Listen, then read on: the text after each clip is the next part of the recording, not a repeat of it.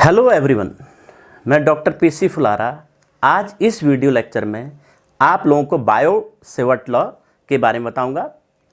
तो Biot-Savart law बताने से पहले हम थोड़ा सा जो है ऑरेस्टेट ने एक स्टेटमेंट दिया था, जो एक डैनिश फिजिसिस्ट थे, हांस क्रिश्चियन ऑरेस्टेट। हांस क्रिश्चियन ऑरेस्टेट इनने 21 अप्रैल 1820 को एक स्टेटमेंट दिया था। वो स्टेटमेंट एक इवेंट को ऑब्जर्व किया था उनने, उसके आधार पर दिया था। उनने क्या देखा था, एक करंट कैरिंग वायर है जिसमें हम करंट फ्लो करा सकते हैं। तो इसमें आई करंट फ्लो हो रही थी। इसके नियर उनने एक कंपास नीडल रखा था, मैग्नेटिक नीडल। तो ये जो है इसके पास जैसे ही इसमें करंट फ्लो करी तो क्या देखा, तो इस कंपास में क्या आया, डिफ्लेक्शन आया, ये नीडल डिफ्लेक्ट हुई।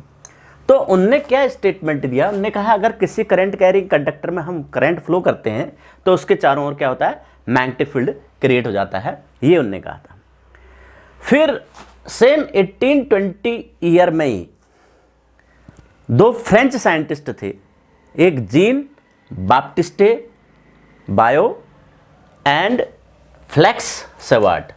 तो इन्होंने जो है ये जो मैग्नेटिक फील्ड कितना क्रिएट हुआ है इसके इंटेंसिटी को बताया था, कितना किस किस बात पर डिपेंड करता है, ये इंटेंसिटी कितनी होगी, ये उनने दिया था। तो सेम ईयर में दो साइंटिस्ट थे, फ्रेंच साइंटिस्ट हैं, साइंटिस्ट जीन बाप्टिस्टे बायो और दूसरे फ्लेक्स सेवर्ट। ये दो साइंटिस्ट थे। सेम ईयर में जो है इन्होंने इस जो मैग्नेटिक फील्ड इंटेंसिटी कितनी होती है इसके लिए जो है एक एक्सप्रेशन दिया था। अब वो एक्सप्रेशन क्या कहलाता है, बायो-सेवर्ट लॉ कहलाता है। तो अब कैसे हम क्या कहा था बायो-सेवर्ट लॉ, देखिए बायो-सेवर्ट लॉ देखते हैं। फिर बायो-सेवर्ट लॉ उन्होंने ये कहा था कि कोई करंट कैरिंग कंडक्टर है, उसका एक एलिमेंट्री पार्ट, बहुत एलिमेंट है, बहुत छोटा पार्ट है, इसकी लंबाई dl है सपोज, और इस कोई एक पॉइंट P इसके यहाँ इसमें करंट I फ्लो हो रही है। इस जो एलिमेंट्री पार्ट में करंट कितनी फ्लो हो रही है, I हो रही है। कोई P पॉइंट यहाँ पर है, ये P पॉइंट को जो इससे एलिमेंट्री पार्ट से हम ज्वाइन कर रहे हैं, ये कितना एंगल बना रहा है इसके साथ, थीटा। ये एलिमेंट्री पार्ट, इसको हम dl वेक्टर से रिप्रेजेंट करते हैं इसके लेंथ को, तो लेंथ वेक्टर, इसको हम कहते हैं करंट एलिमेंट, इसको हम कह देते हैं करंट एलिमेंट। एक छोटा सा पार्ट जिसमें आई करंट फ्लो हो रही है उसको हम क्या कह देंगे, करंट एलिमेंट कह देंगे। ये छोटा सा पार्ट dl जो वेक्टर है, यहाँ पर एक हम टेंजेंट ड्रॉ कर देंगे, तो ये dl वेक्टर, इसका मैग्नीट्यूड dl के मैग्नीट्यूड के बराबर, तो ये हो जाएगा dl वेक्टर हो जाएगा, इसका मैग्नीट्यूड dl हो जाएगा, और इनके बीच में एंगल कितना है, थीटा। ये r हो गया डिस्टेंस। तो यहाँ पर जो मैग्नेटिक फील्ड है उसको dB से हम रिप्रेजेंट कर रहे हैं, मैग्नेटिक फील्ड इंटेंसिटी।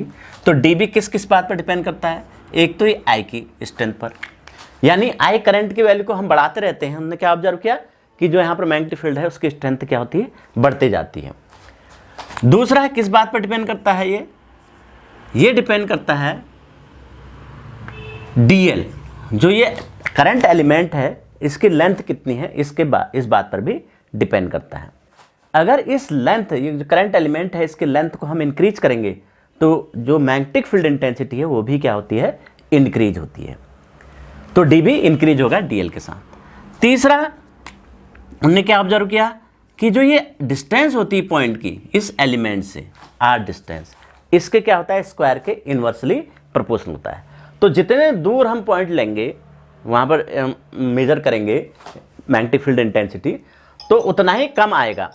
तो यहाँ पर जो है तीसरा उन्होंने ये ऑब्जर्व किया कि जो मैग्नेटिक फील्ड इंटेंसिटी है वो जो है डिस्टेंस के स्क्वायर के इन्वर्सली प्रोपोर्शनल होती है, और जितना दूर हम पॉइंट लेंगे उतना हमारा जो है मैग्नेटिक फील्ड इंटेंसिटी क्या होगा, कम होता जाएगा। तो यानी dB जो है 1/r² के डायरेक्टली प्रोपोर्शनल होती है या r² के इन्वर्सली प्रोपोर्शनल होती है। अगला नेक्स्ट जो है, नेक्स्ट dB किस पर डिपेंड करता है, एंगल थीटा पर, यानी जो करंट एलिमेंट है और जो ये r है, डिस्टेंस है, इसके बीच में जो एंगल है उस पर डिपेंड करता है। मान लीजिए ये करंट एलिमेंट अलग से मैं बना रहा हूँ, ये करंट एलिमेंट है, ठीक इसके अगर 90 डिग्री पर ऑब्जर्व करें हम, ये इससे 90 डिग्री पर थीटा जो है ये है, तब क्या मिलता है हमको, ये मैक्सिमम मिलता है। और अगर एंगल हम कम करें ये थीटा ये, तो यहाँ पर क्या और कम हो जाएगा ये थीटा, और हम जो इसको कम करें तो ये और कम होता जाता है। ठीक इसके सामने यहाँ पर क्या होता है, ये 0 हो जाता है। और इधर को बढ़ते हैं, फिर ये क्या होगा, ठीक यहाँ पर 90 डिग्री पर फिर ये मैक्सिमम हो जाता है, और ये क्या होगा, यहाँ से कम होते होते, सॉरी बढ़ते बढ़ते बढ़ते यहाँ पर मिनिमम हो गया, यहाँ बढ़ते बढ़ते बढ़ते मैग्नेटिक फील्ड यहाँ पर मैक्सिमम हो जाएगा, फिर यहाँ पर से फिर कम होगा, फिर ठीक यहाँ पर क्या हो जाएगा, मिनिमम हो जाएगा, फिर यहाँ पर कहीं हम लें डायरेक्शन तो ये फिर क्या होगा कि बढ़ेगा और यहाँ पर फिर मैक्सिमम हो जाता है। थीटा इक्वल टू 90 डिग्री पर, चाहे आप इधर को चलिए चाहे इससे इधर को चलिए, मैक्सिमम मिल रहा है, और एंगल पर क्या मिल रहा है, ये मिनिमम मिल रहा है। तो अब साइन थीटा 90 डिग्री पर मैक्सिमम किसकी वैल्यू होती है, साइन की होती है, तो साइन थीटा, तो यानी dB जो है किसके डायरेक्टली प्रोपोर्शनल होता है, साइन थीटा के। यानी यहाँ पर dB अगर हम इनको कंबाइंडली लिखें तो dB डायरेक्टली प्रोपोर्शनल होता है IDL sine theta upon r²। तो यहाँ पर एक कांस्टेंट आता है, प्रोपोर्शनलिटी कांस्टेंट, जो μ0/4π IDL sine theta upon r² होती है। जो μ0/4π को एक्सपेरिमेंटली डिटरमिन किया गया, तो इसको इसकी वैल्यू कितनी आती है, μ0/4π इक्वल टू 10⁻⁷, यानी μ0 की वैल्यू 4π × 10⁻⁷ टेस्ला यूनिट होती है मैग्नेटिक फील्ड इंटेंसिटी की, टेस्ला हम मीटर, इसकी यूनिट हो जाएगी टेस्ला मीटर पर एम्पियर। ये इतना, इसको कहते हैं μ0 को वैक्यूम की परमिएबिलिटी। जैसे परमिटिविटी होती है इलेक्ट्रोस्टैटिक में, वैसे मैग्नेटोस्टैटिक में μ0 क्या होता है, वैक्यूम की परमिएबिलिटी। मीडियम की म्यू हो जाएगी, म्यू रिलेटिव परमिएबिलिटी μ/μ0, और μ0 टाइम्स जो है क्या हो जाएगा, रिलेटिव परमिएबिलिटी को मल्टीप्लाइड कर देंगे तो इसकी परमिएबिलिटी निकल जाएगी। तो परमिएबिलिटी होती क्या है, ये मीडियम की, जो ये मीडियम है, जिस मीडियम में वायर रखा हमने, करंट फ्लो करा रहे हैं, तो उस मीडियम की कैरेक्टरिस्टिक होती है। यानी कहने का मतलब ये, अगर हम तो यहाँ पर ये मीडियम की ये प्रॉपर्टी को हम बढ़ाएंगे तो क्या होता है, मैग्नेटिक फील्ड बढ़ता है। अगर मीडियम की इस प्रॉपर्टी को घटाएंगे तो मैग्नेटिक फील्ड इंटेंसिटी भी क्या होती है, घटती है। यानी ये जो म्यू है परमिएबिलिटी, मीडियम की कैरेक्टरिस्टिक को बताता है। तो ये था। अब इसको हम बायो-सेवर्ट लॉ, अब इसको हम क्या करते हैं, वेक्टर फॉर्म में कैसे लिखेंगे। सपोज ये वेक्टर आर है, ये डीएल वेक्टर हमने बना दिया थीटा, तो डीबी वेक्टर को क्या लिख सकता हूं, μ0/4π आई dl/r sine theta upon r³। एक यूनिट वेक्टर आ जाएगा जो कि r और dl वेक्टर के परपेंडिकुलर डायरेक्शन में होता है। अब इसके डायरेक्शन क्या होती है हम db की बताएंगे, यूनिट वेक्टर की डायरेक्शन। तो r और dl वेक्टर के जो है परपेंडिकुलर डायरेक्शन में होगा।